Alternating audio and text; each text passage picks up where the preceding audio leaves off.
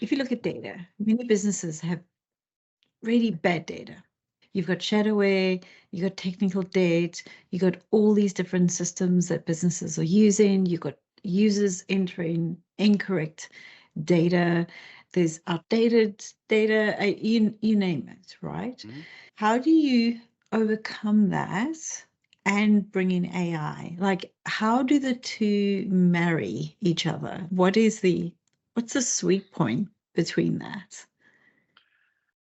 That's a very good question. And I'll tell you why it's a good question because although we're talking about data, when we're speaking about AI, the biggest challenge that I have is we are starting with the tool or the solution and we try to find the problem.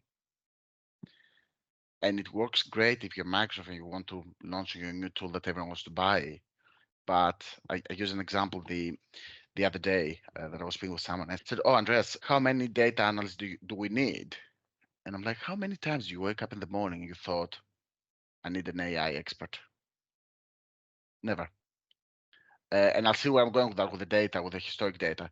Um, and most of the times you wake up in the morning and you think about an occupation, it's not for any good reason. So it's either going to be a solicitor, a doctor, and if you wake up in the morning thinking about a doctor or a solicitor, you're not in a good period in your life. So I don't want to be Yeah. on this category as a data analyst. And that's where the balance comes handy on what we said there about what you asked me there about the data. On some of your old data will be useful, and you need to find a way to interpret them to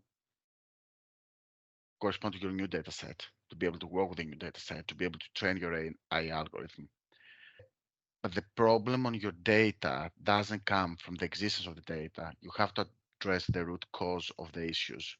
So if you do not want to have a future problem with your data, you need to have a proper data strategy to know why you're collecting what you're collecting and what you're trying to achieve as a person, as a business, as a corporation.